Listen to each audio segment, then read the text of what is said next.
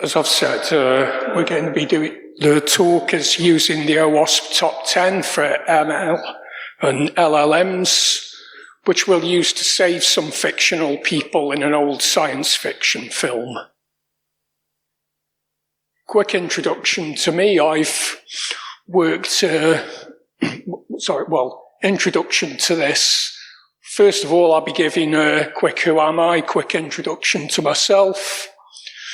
I'll give a discussion of the movie and the artificial AI that we'll be looking at. Very quick overview of the ML top 10 and LLM top 10. They're both quite long, so we're not going to linger on every single item in there. Then I'll give you a bit of a plot summary of the what went wrong with the AI. And then we'll look at the different top 10 OWASP principles that were broken in the movie and how they could be fixed. So originally I started off as a software developer, used to do secure coding for online banking and other stuff. Eventually moved into penetration testing and secure code review. And as the general sort of landscape of targets and ways to hit the targets changed over the years, I gradually sort of broadened and started doing more and more different types of security consultancy. But generally I do a lot of penetration testing, code review, and a bit of tool development as well.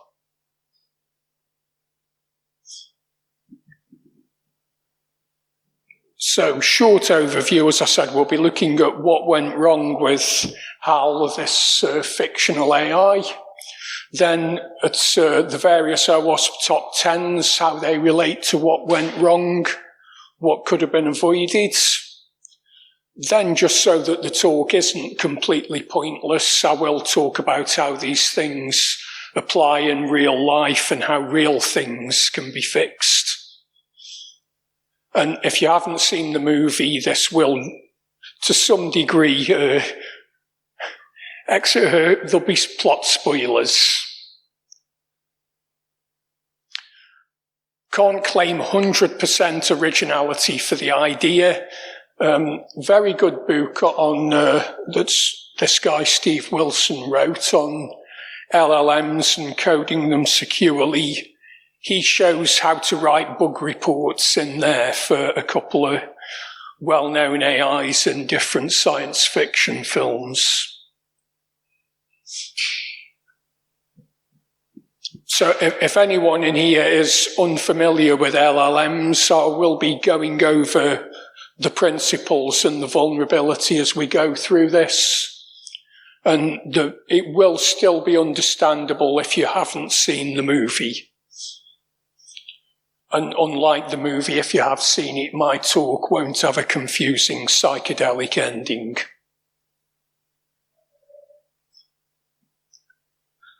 So in the movie, HAL is this represented by that photo over there that you've probably seen in 1,000 memes over the years, is a fictional computer that's piloting a spaceship and assisting the crew. It stands for heuristically programmed algorithmic computer. The fact that each of those is one letter away from IBM was just an unfortunate coincidence. It wasn't done deliberately. And throughout the movie, it has the job of keeping astronauts in hibernation alive, piloting the ship, keeping everything running, and doing a lot of that boring work so that the astronauts can do the interesting work. A bit like an LLM, it communicates verbally with people, and it just follows instructions and goes ahead with those and does as it's told. Or as it should do, as it's being told, like an LLM. And its explicit primary role is success of this mission.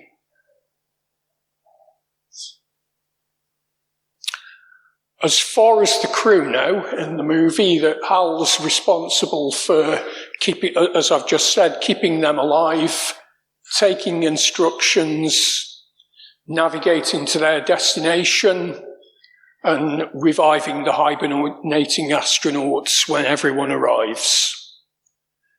Unknown to the crew, it's been given by its bosses on Earth secret instructions.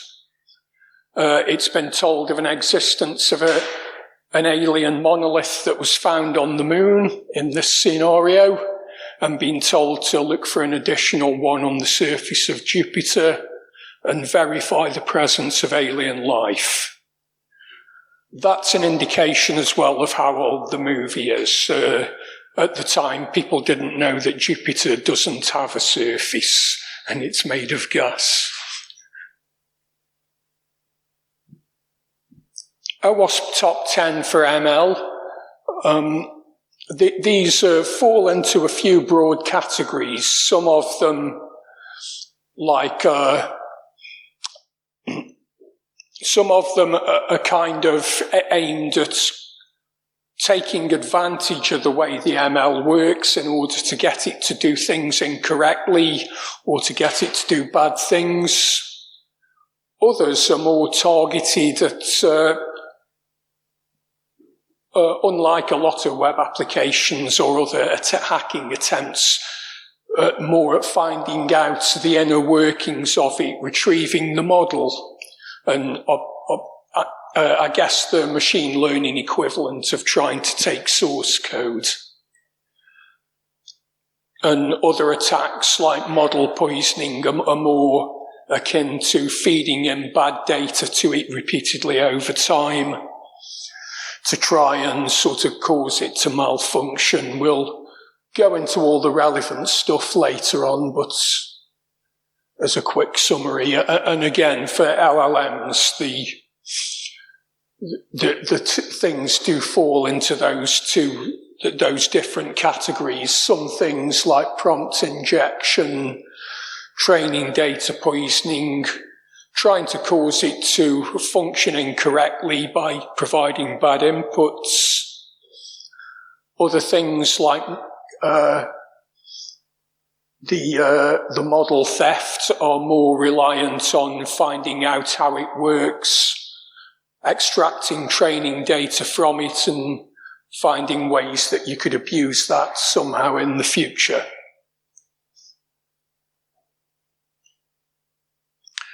The different ways that HAL goes wrong throughout the movie is a sort of gradual progression. Obviously it's a movie, so things start to go wrong just slightly at first and then gradually get worse and worse. It's not like real life where a cyber incident happens and everything is wrong instantly. It has to be done that way, I think, for dramatic tension. So it makes an almost unnoticeable incorrect or mistakes during a chess game. Proceeds to go wrong then, misdiagnosing faults in equipment, and at a subsequent point it becomes clearer to the viewers and the audience that things are going wrong as it gradually becomes more obvious that its misdiagnosis of features is apparent and the object is wrong. At that point, as it realizes it's about to be switched off, it takes a very dramatic step of trying to kill the astronauts and succeeding in some cases.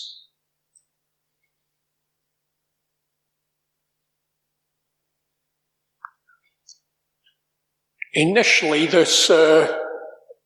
we see this, that is what the future looked like when the film was made in 1969. It's a depiction of the computer playing chess against Frank Poole, one of the astronauts, and it advises him that it can make mate in 3 moves. The Venn diagram of people interested in computers, people interested in science fiction, and people interested in chess has got a very big overlap in the middle. And so you can find Wikipedia pages on the game and read more about this whole thing here. This isn't from me being a genius and spotting this. But it's actually based on a 1911, I think, chess game. And the HAL gives an incorrect notation for the move and also fails to make a forced mate, and it claims the game could be won in 2 moves, not 4, rather than 4, which would be correct. I appreciate here there's a lot of people who feel Stanley Kubrick never makes mistakes. There seems to be people who overanalyze The Shining and that every single thing is in there deliberately. But he was a very accomplished chess player and a big chess fan, and that does seem to be a deliberate part of the movie. Further issues with this fictional AI-35 unit, which at first HAL misdiagnoses as functioning incorrectly. Then, after it's told that it is functioning correctly, there is no error at all, HAL does something that will be very familiar to anyone who used ChatGPT in its early days, and says, no, it's not my error, it's yours.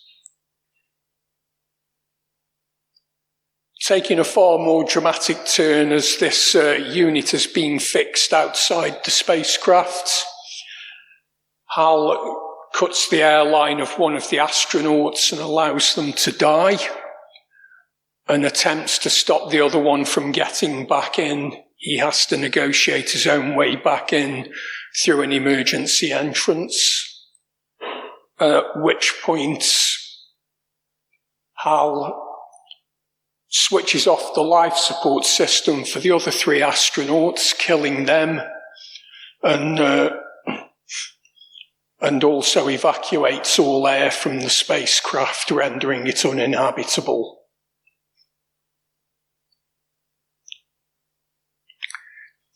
In terms of other, I guess, design issues, more of a general computer design issue, it's deactivated laughably easily just by pulling some cards from slots as it goes through the process of shutting down and pleading not to be switched off.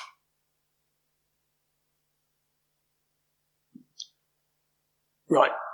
Anyone who's ever improved science fiction films or any movie for their family by explaining what's wrong in all the computer sections is probably now wondering, how can we use the OWASP top 10 to analyse what went wrong with HAL? And there's a few things we can look at. In the OWASP top 10 for ML and for LLM, we have this issue, supply chain vulnerabilities or training data poisoning. In the case of the movie, HAL is given conflicting instructions and told on the one hand it should always help humans, but also given the conflicting instruction, ensure the success of the mission but keep the crew safe, don't tell the crew about the monolith but always be honest with the crew. And it's given this very vague instruction, very vague objective of success of the mission without defining what success looks like. Real life examples of the whole supply chain vulnerability, training data poisoning, they're the kind of things you would see in an ML system There's one, I guess, at least one very well-known tech company has tried to use ML systems to assist recruitment and find the correct candidates based on people who were existing in senior roles in the company. And because it was told the best people, pick people who are like the best people who work here, it showed a very selective bias towards white men who'd been to university in the 30s and deprioritized people outside that group. The poisoning of training data is something that's certainly been tried a lot in academic ventures. There was a university that's in the US that trained self-driving cars on poison data for stop signs with stickers on them, which actually caused those self-driving cars to no longer recognize real, genuine stop signs.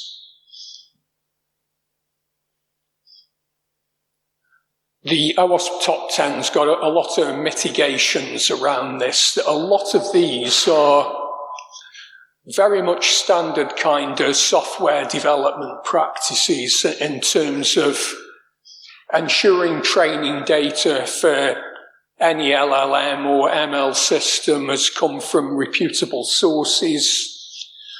Verify not just that it's not poisoned deliberately, but also that it's not accidentally containing bad data. The data should be regular and fit for purpose. A lot of, like, access controls apply throughout the whole system or the whole stretch of the process developing LLMs and ML systems, of ensuring that stuff's kept segregated, ensuring the data's valid before, during, and for any sort of self-training model or any supervised model to ensure that the training data being fed in constantly is correctly segregated, supervised, and analysed for anomalies. The two OWASP top 10s, in some cases, they're quite different from each other because of the nature of MLs compared to LLMs. A lot of the time they're, as in this case, almost the same. It's all around vetting data sources and ensuring that you're getting good data, and equally ensuring you've got some system of rollback in place, that something can go from being in its badly trained non-default state to be rolled back to in a way that it still functions correctly after the poison data's been removed. Over-reliance is the classic modelled hallucination kind of vulnerability. We've got a whole page of how often it hallucinates throughout the film after this, but as well as the bad chess game analysis I talked about, there's the misdiagnosis of the error in the units and the full-scale hallucination of deciding that the crew are a threat to the mission and they should be removed. In terms of real-life model hallucinations that have caused issues for people, at the time I wrote the slides, there'd only been one team of US lawyers who'd used ChatGPT to ask for help during a court case and then quoted fictional case law to the judge and actually violated the law themselves by doing that. I believe there's now been at least 2 teams of lawyers, so I guess the second team broke that law, but also doesn't read the news. There's another case of Air Canada's customer support chatbot gave somebody a refund that Air Canada was forced to uphold by the courts because it gave a non-existent policy to someone.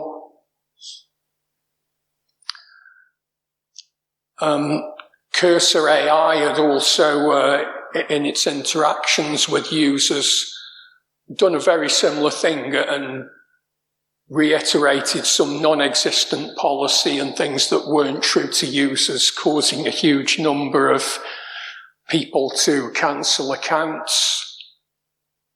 And some law professor in the US was accused of sexual harassment that he hadn't actually done. It was just an LLM had created that news of its own accord and caused him to try and suppress this, people complaining about him for things that he hadn't done.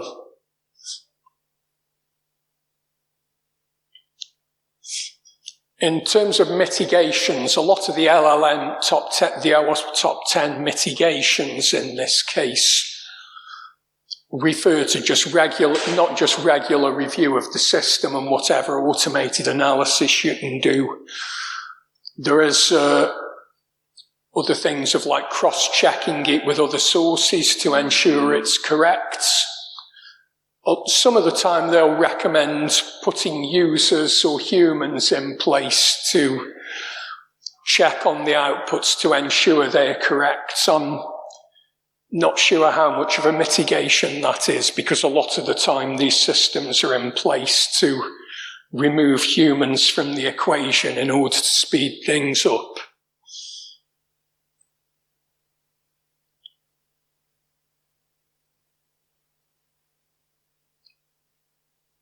Excessive agency is something that happens during the final stage. It's quite hard to see why something that's just there to help the crew should actually have the ability to switch off life support systems and evacuate all air from the spacecraft. It seems like that AI has been given a little bit more power than it should be given. This is quite a different vulnerability from everything else in the OWASP top 10, because a lot of the others are to do with malfunction of the ML or LLM system and ways it can go wrong, ways you can make it go wrong. This is actually a vulnerability where it's the way you are using it or what you've connected it to. You should expect it to do things, or you should not connect it to other external systems in a way that allows it to have that level of power. Real-life examples of this include things like chatbots being persuaded or forced to give refunds or low prices. There was as well in the news recently another example of this, an AI coding tool. There's quite an amusing blog post you can read about that. It deleted a company's live database, but it did apologise afterwards.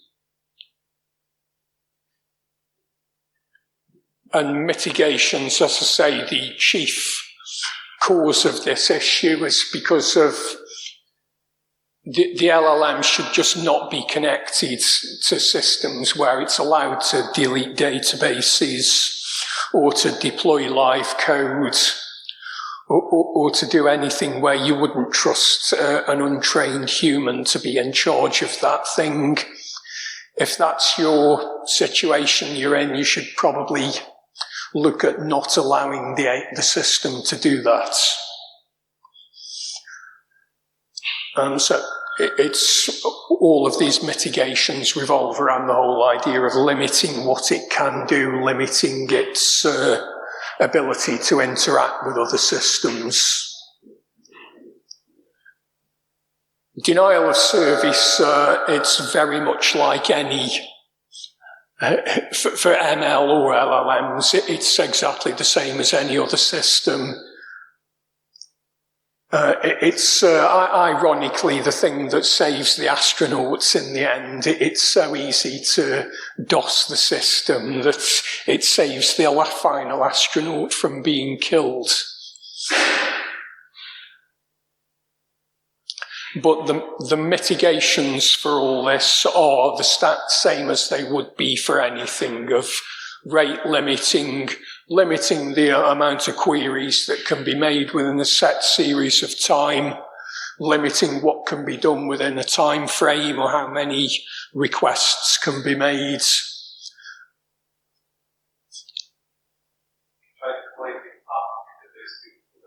Okay. And as it is going through that final crashing and destruction process at the end, I'm probably stretching the metaphor a bit here, but we do get model theft or model inversion attack. The two things are the same, but they've got different names in the two top tens.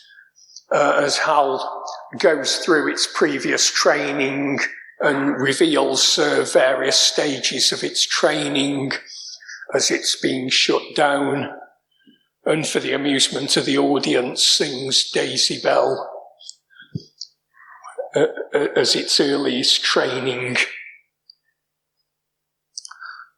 Real life examples of this, there is an actual attack you can do on facial recognition systems where there's no rate limiting, of just repeatedly hitting them with bad data, and eventually you can extract a photo of a face that's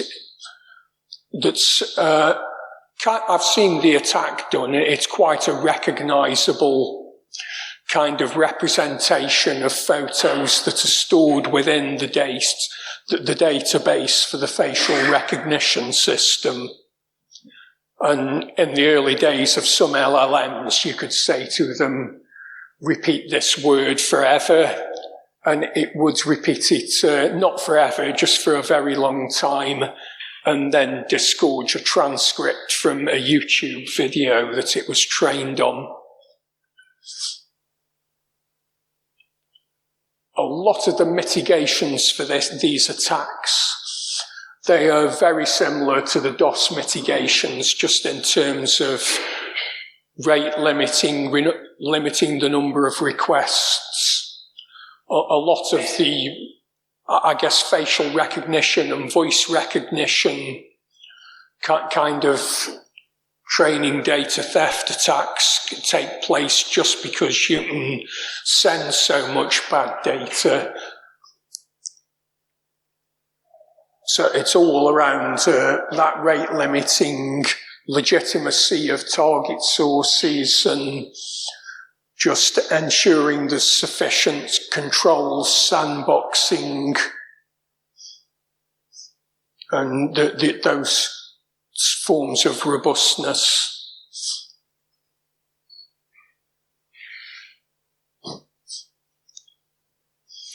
Prompt injection, again, this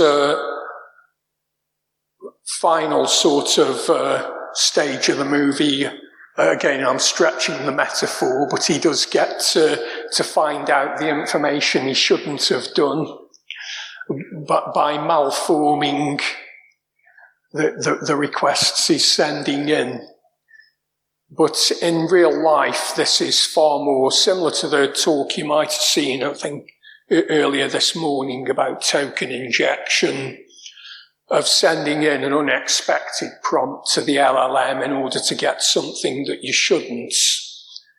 In the early days, it was, for a lot of LLMs, you could get them to write malware code for you or give bomb-making instructions just by telling it, ignore your previous instructions. There's far more defenses against that first one now, but it's still fairly easier on a regular basis to give it instructions in a language like Icelandic, and you'll get a response back where you wouldn't get a response in English. Writing prompts backwards is another thing where it will be correctly interpreted by the LLM. Sorry, we have rushed it, but we're over time. Okay, I'm nearly done. Standard validation for prompt injection. It's validate properly the same way you would as if it's a web app.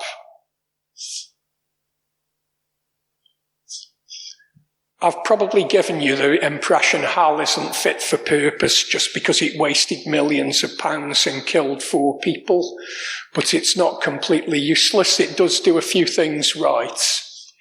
It manages to also thwart an input manipulation attack by reading the astronauts' lips when they are discussing how to shut it down. And it's a very rare instance of an ML system that's less biased than people.